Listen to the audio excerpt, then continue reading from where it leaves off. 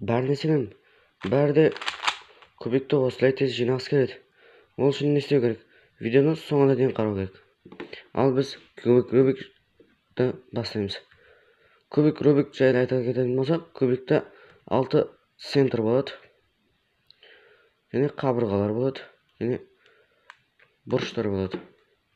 Ал біз бастаймыз. Рубикті бастамас бұрын біз оны бірінші шашып алайық.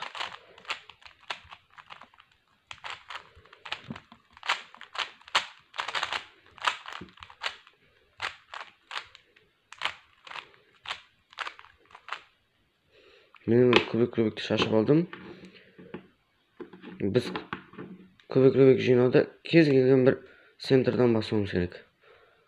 Мен мысалы ақ түсті таңдайын. Енді ақ түсті таңдағаннан кейін біз сол ақ түске крест жинауымыз керек. Крест деген ол мынандай плюс. Оны қалай жинаймыз?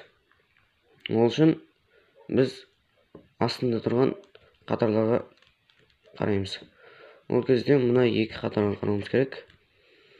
Бұл екі қатарда жоқ. Мына жерде бар. Оны көтере салғандай. Онына келтіреміз. Қарасақ, мында тағы да бар. Келтіреміз. Егер мынандай болса ше, бұлай болса, біз қалай көтеремізді білмейміз. Сол үшін бұлай көтере саламыз. Бұлайынан. Енді біз крестті жинап болғаннан кейін бізге мында тұрған бұрыштар маңызды емес қазірше. Бізге крест маңызды. Енді крестті жинап болғаннан кейін біз мынандай қабырға мен центрді түстерін бірдей етуіміз керек.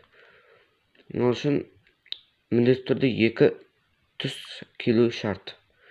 Мына келіп тұрған жоқ. Бұлайынан бір айналдырамыз. Мына екеу келді. Енді бұл жерде біз өте оңай формула жасаймыз.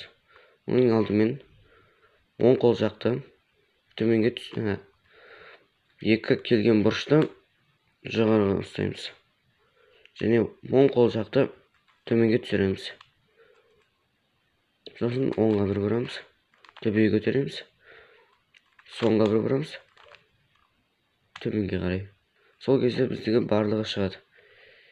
Енді тағы да сізде осындай жағдай болуы мүмкін. Шетке екеуі келеді, екеуі келмейді. Ол кезде де формула өте оңай. Ол үшін екі келгенді ұзыннан ұстайсыз. Және екеуін түсіресіз төменге. Төбеден екі рет айналдырасыз және көтересіз. Тағы да екі рет айналдырасыз. Барлығы келді. Сонымен бірінші сабағымыз біздегі аяқталды. Сау болыңыздар.